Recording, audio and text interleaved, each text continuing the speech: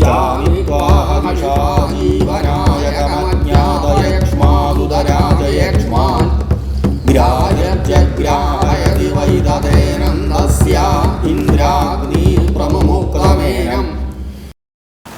வணக்கம். ஆகஸ்ட் மாதம் 2024 வருடம் மிதுன ராசி நண்பர்களுடைய ராசி பலனை பார்ப்போமே. பொது பலன்களாக கோல்சார கிரக நிலைகளை ஆய்வு செய்து சொல்லக்கூடிய பொது பலன்கள். உங்களுடைய ஜாதகத்திலே நல்ல திசா புத்தி இருந்ததுன்னா நற்பலன்கள் இன்னும் அதிகமாக நடக்கும். ஜாதகத்தையும் ஆய்வு செய்ய வேண்டியது அவசியம். அதே போல் கோல்சார பலன்களுக்கும் முக்கியத்துவம் உண்டு. அப்படிங்கிறதுனால இந்த கோல்சார பலன்களை தொடர்ந்து விழிப்புணர்வுக்காக எதிலெல்லாம் கவனமாக இருக்க வேண்டும் என்பதற்காக பல பதிவுகள் தொடர்ந்து செய்துட்டே வரோம். இந்த ஆகஸ்ட் மாதம் என்று சொல்லக்கூடிய ஆங்கில மாதம் ஒரு மாதத்தை கணக்கிட்டு சொல்லக்கூடிய பலன்கள் அமைகின்றது. இதில் குறிப்பாக இந்த ஆவணி மாதத்தில் 2 தமிழ் மாதங்கள் இருக்குது. ஆடி ஆவணி இந்த 2 தமிழ் மாதங்களையும் சேர்த்து ஆகஸ்ட் மாதம் ஆங்கில மாதத்தை கணக்கிட்டு பலன்களை பார்ப்போமே. மிதுன ராசி நண்பர்களுக்கு உங்களுடைய ராசிநாதன் 3ஆம் வீட்டில் சுக்கிரனோடு சேர்ந்திருக்கிறார். புதன் உங்களுடைய ராசிநாதன் 4ஆம் வீட்டிற்குரியவர், 3ல் சுக்கிரனோட சேர்ந்திருக்கார். இப்போ சுக்கிரன் 3ல் இருப்பது 5-12க்குரியவன் 3ஆம் வீட்டில் இருப்பது ஒரு விசேஷம்தான். சுக்கிரன் 3ல் இருக்கிறார்னாவே மனைவி வழியிலே மகிழ்ச்சியான விஷயங்களும் மனைவியால் ஆதாயமான விஷயங்களும் ஏற்படக்கூடிய காலகட்டம். உங்களுடைய மனைவிக்கு ஆபரண சேர்க்கை, ஆடை சேர்க்கை ஏற்படுத்துகின்ற காலகட்டம். மிகவும் மகிழ்ச்சியாக விருந்து உபச்சாரங்களெல்லாம் செய்யக்கூடிய காலகட்டம். ஒரு சிறப்பான காலம் இந்த சுக்கிரன் 3ஆம் வீட்டில் இருக்கக்கூடிய காலம். சரி, புதன் 3ஆம் வீட்டில் இருக்கார். அதே போல் 4ஆம் வீட்டுக்குரியவரும் புதன் தான், 3ல் இருக்கார். புதன் 3ல் இருக்கக்கூடிய காலத்தில் சிறு சிறு விஷயங்கள்லாம் கொஞ்சம் கவனமாகவும் இருக்கணும். பக்கத்தில் யாராவது இருக்காங்க, பக்கத்து வீட்டில் இருக்காங்க, அல்லது உறவினர்கள் எல்லாம் இருக்கிறாங்க. இப்படியெல்லாம் நாம் ஏதாவது ஒரு விஷயத்தை சொன்னால் கூட அந்த விஷயத்தை பெருசாக பண்ணிட்டு என்ன பண்ணுவாங்க, அவங்களோட சின்ன சின்ன மனக்கசப்புகளும் தேவையில்லாத சண்டைகளும் உருவாகக்கூடிய காலம் மிதுன ராசி நண்பர்களுக்கு. 3ல் புதன் இருந்த உறவினர்கள்ட்ட ரொம்ப கவனமாக இருக்கணும். அக்கம் பக்கத்தில் இருக்கக்கூடியவங்க, பக்கத்தில் இருக்கக்கூடிய வீட்டில் எதிரில் இருக்கக்கூடிய வீட்டினரெல்லாம் தேவையில்லாத சண்டை சச்சரவுகள் இருக்கக்கூடாது. இந்த காலகட்டத்தில் கொஞ்சம் கவனமாகவும் இருக்கணும். விரிசல் இருந்தது, எங்களுடைய உறவுகள் ரொம்ப நாளாகவே நாங்கள் விரிசலாக இருக்கோம், எங்களுக்கு பிரிவுகள் இருக்குது, எங்களுடைய உறவினர்களோட பிரிஞ்சிருந்தோம், இந்த மாதிரிலாம் நினைக்கக்கூடிய மிதுன ராசி நண்பர்களுக்கு பார்த்தீங்கன்னா இந்த 22ஆம் தேதிக்கு பிறகு உறவினர்களுடைய சேர்க்கை ஏற்படும். உறவினர்களோடு கலந்து விருந்துண்ணுதல்லாம் ஏற்படும். விருந்துக்கு செல்லக்கூடிய கால சூழ்நிலைகள் எல்லாம் ஏற்படும். புதன் 3ல் இருந்ததுன்னா எதிர்மறையாக இருந்த விஷயங்கள் எல்லாம் இந்த 22ஆம் தேதிக்கு பிறகு நற்பலன்களாக மாறக்கூடிய விஷயமாக அமைகின்றது. எப்பொழுதுமே ஜோதிடம் வரும் முன் அறிந்து கொள்வதற்கு தான். ஒரு விஷயம் நடக்க போகுதுன்னா எதில் எல்லாம் நம்ம கவனமாக இருந்துக்கணும்னு தெரியணும். நற்பலன்களை தெரிந்து வைத்திருக்கின்ற அளவு எதிர்மறையான விஷயங்களையும் கவனத்தில் எடுத்துக்கணும். அப்பொழுது தான் எதிர்மறையான பலன் நடக்காமல் கொஞ்சம் விழிப்புணர்வாக இருக்க முடியும். அதற்காக தான் கவனமாக இருக்க வேண்டிய விஷயத்தையும் சேர்த்து சொல்லிக்கிட்டே வரோம். சரி, உங்களுடைய ராசிக்கு 3ஆம் வீட்டிற்குரிய சூரியன் 2ஆம் வீட்டில் இருக்கின்றார் இல்லையா? இந்த மாதத்தினுடைய துவக்கத்தில் 2ல் இருக்கக்கூடிய சூரியன் கண்களில் சிறு சிறு குறைகளையும் பிரச்சனைகளையும் உருவாக்கக்கூடிய காலமாக இருந்தாலும் ஆவணி மாதம் 1ஆம் தேதியிலிருந்து சூரியன் 3ஆம் வீட்டிற்கு போகின்றார். கண்ணில் இருக்கக்கூடிய குறைகளெல்லாம் நீங்கக்கூடிய காலம் இந்த ஆவணி மாதம். அதே போல் சிறு பொருளாதார தட்டுப்பாடு, பண பிரச்சனைகள் எல்லாம் ஏற்படக்கூடியவர்களாக இருக்கிறாங்க. எங்களுக்கு பொருளாதாரமாக ஒரு பெரிய நெருக்கடியாக இருக்குது, கொஞ்சம் சூழ்நிலை சரியில்லைன்னு நினைத்த மிதுனராசி நண்பர்களுக்கெல்லாம் இந்த ஆவணி மாதத்திலிருந்து பாருங்கள் உணர்ந்த மிதுனராசி நண்பர்கள் பொருளாதாரத்தில் தட்டுப்பாடு, பொருளாதாரத்தில் ஒரு வளர்ச்சி இல்லாத நிலையாக உணர்ந்த மிதுனராசி நண்பர்களுக்கெல்லாம் இந்த ஆவணி மாதம் சூரியன் 3ஆம் வீட்டில் வருகின்ற காலத்திலிருந்து பொருளாதாரத்தில் ஒரு நல்ல மேன்மையான காலகட்டங்கள் எல்லாம் ஏற்படும். எடுக்கக்கூடிய முயற்சிகள் அத்தனையும் வெற்றிகரமானதாக அமையும். உங்களுடைய தைரியமும் முயற்சியும் இணைகின்ற பொழுது இந்த மாதம் ஆவணியில் இருந்து அற்புதமான பலன்களை எல்லாம் ஏற்படுத்தக்கூடிய காலமாக அமைகின்றது. ஆடி முடிந்து ஆவணி துவங்குகின்றது அல்லவா? உங்களுடைய தைரியம், உங்களுடைய முயற்சி மிகப்பெரிய வெற்றியை உருவாக்குகின்றது. இதுதான் உண்மையும் கூட.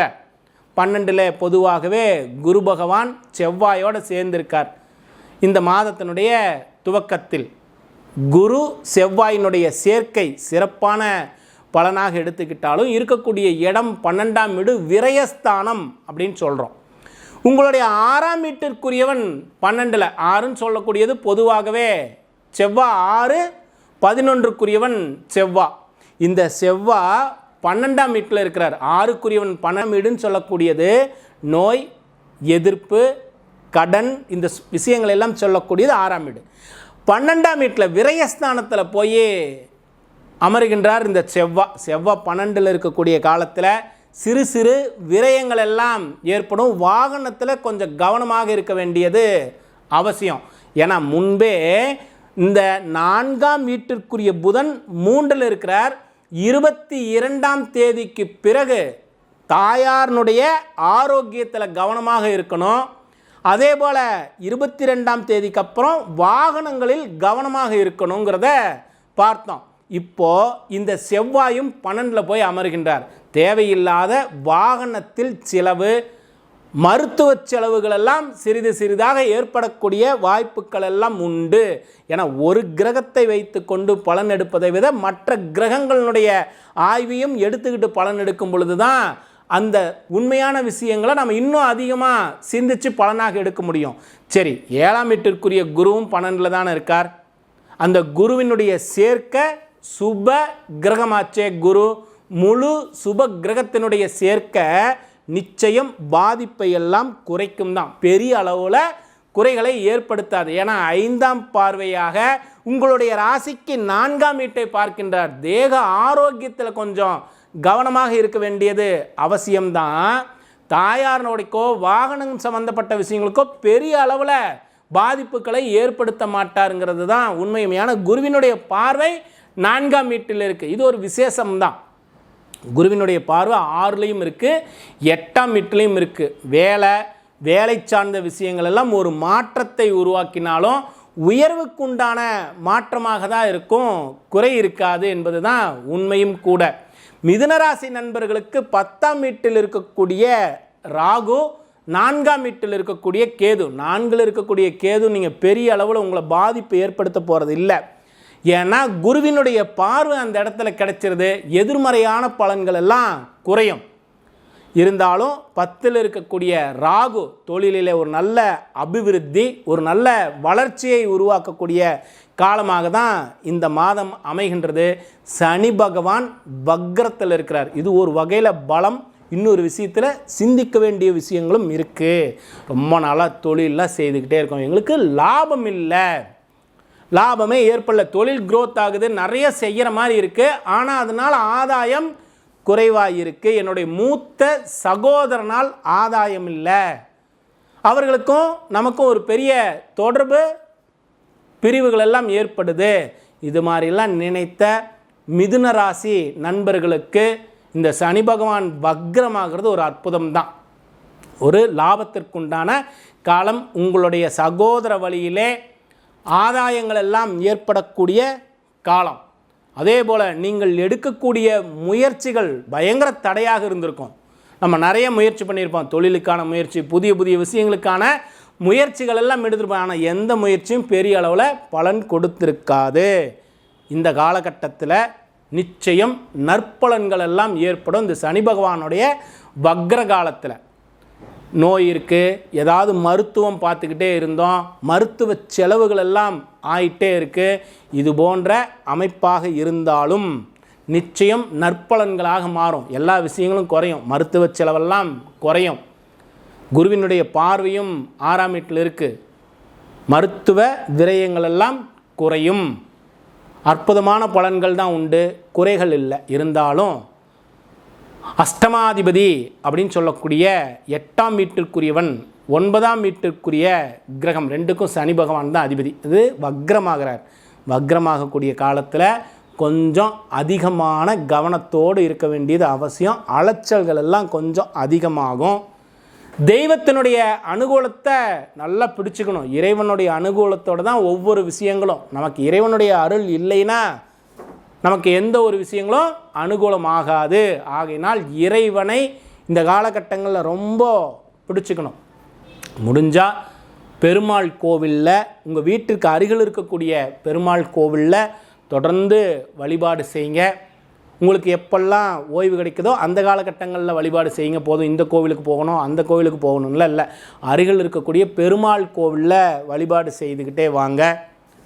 கோவிலில் வழிபாடு முடிச்சுட்டு சுற்றி வரக்கூடிய வளாகத்தில் ஒரு ஓரமாக அமைதியாக ஒரு 10 நிமிடங்களாவது கண்களை மூடி உங்களுடைய மையத்தில் இருந்து உங்களுடைய வேண்டுதல்கள் எல்லாம் அந்த இறைவனுடைய பாதத்தில் வச்சுட்டு வாங்க. இறைவனை வழிபாடு செய்கின்ற பொழுது கண்களை திறந்து வழிபாடு செய்யணும். அந்த கோவில் வளாகத்திலே யாரும் இல்லை, ஒரு அமைதியான இடத்துல நீங்கள் அமர்கின்ற பொழுது கண்களை மூடி உங்களுடைய மையத்தில் நின்று இந்த இறைவனுடைய பாதத்தில் உங்களுடைய வேண்டுதல்கள் எல்லாம் சமர்ப்பிச்சுட்டு வரணும். இதை செய்யுங்க.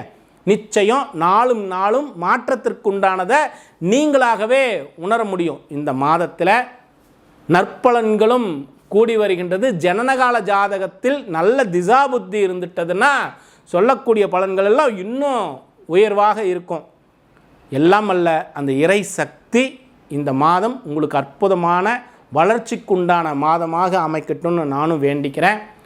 கடகராசி நண்பர்களுக்கு 2ஆம் வீட்டிலே புதன், 2ஆம் வீட்டில் சுக்கிரன், இந்த 2 கிரகங்கள் உங்களுடைய ராசிக்கு 2இல் இருக்கின்றார். 2இல் புதன் இருக்கக்கூடிய காலங்களில் பாருங்கள், உங்களுடைய வாக்கு சாதுரியம் மிக பெரிய அளவில் வெளிப்படும். நீங்கள் யாருக்கிட்டையாவது நம்ம போய் பேசுகிறோம், ஒரு காரியம் அனுகூலமாகணும்னு நீங்கள் போய் பேசக்கூடிய இடத்துல உங்களுடைய வார்த்தைக்கே சில பலன்கள் எல்லாம் நடக்கும். நீங்கள் பேசக்கூடிய வார்த்தைகள்லேயே சில நற்பலன்கள் எல்லாம் ஈர்த்து வரக்கூடிய அற்புதமான மாதம் இந்த மாதம். புதன் பகவான் 2இல் இருந்தார்னா தன வரவு ரொம்ப சிறப்பாக இருக்கும். பொருளாதாரத்தினுடைய வரவு, தன வரவு ரொம்ப சிறப்பாக இருக்கக்கூடிய மாதம் இந்த ஆகஸ்ட் மாதம். உங்கள் குடும்ப ஜனங்களிடையே மகிழ்ச்சியான சூழ்நிலை ஏற்படக்கூடிய அற்புதமான காலகட்டம். குறிப்பாக 22ஆம் தேதிக்கு பிறகு விரயங்கள் எல்லாம் கொஞ்சம் குறையும், செலவுகள் எல்லாம் குறைந்து பொருளாதாரத்தில் உயர்வு ஏற்படக்கூடிய அற்புதமான காலகட்டம். இந்த மாதத்தினுடைய துவக்கமே சிறப்பான ஒரு அமைப்பு தான். 11ஆம் வீட்டிற்குரிய சுக்கிரனும் 2ஆம் வீட்டில் தான் இருக்கிறார். உங்களுடைய ராசிக்கு லாபஸ்தானாதிபதியும் அவர் தான், 4ஆம் வீட்டிற்குரியவரும் அவரே தான். இந்த சுக்கிரன் 2இல் இருக்கக்கூடிய காலங்களில் தன வரவு அதிகமாகும். உங்களுடைய மனைவிக்கு ஆடை ஆபரண சேர்க்கைகள் எல்லாம் ஏற்படக்கூடிய காலம். பெண்களால் ஆதாயமான விஷயங்கள் எல்லாம் ஏற்படக்கூடிய அற்புதமான காலம் இந்த ஆகஸ்ட் மாதம்னு சொல்லக்கூடியது கடகராசி நண்பர்களுக்கு. அறிவினுடைய பலம் நிறைந்த கடகராசி நண்பர்கள், ஏன்னா கடகராசியில் தான் சந்திரன் ஆட்சி ஆகின்றார்.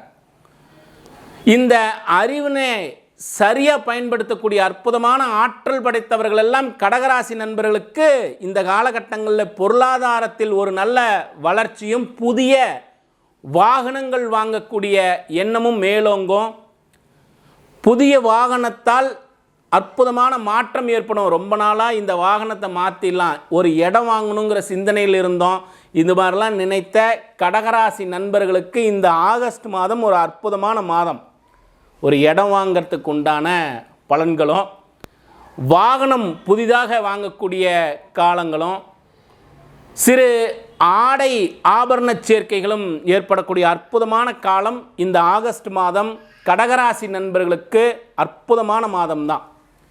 உங்களுடைய ராசியில் ஆடி மாதம் முடியும் வரை சூரிய பகவான் உங்களுடைய ராசியில் இருப்பார். கொஞ்சம் தேக ஆரோக்கியத்தில் கவனமாக இருக்கணும்.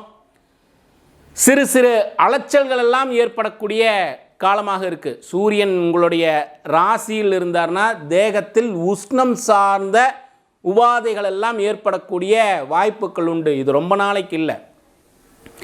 ஆவணி மாதம் பிறந்தவுடனே 2ஆம் வீட்டிற்கு சூரியன் வந்துடுவார். 2ஆம் வீட்டிற்குரியவன் 2இல் ஆட்சியாகக்கூடிய அற்புதமான காலம். பொதுவாகவே 2ல் புதன் 2ல் சுக்கிரன் இருக்கார்.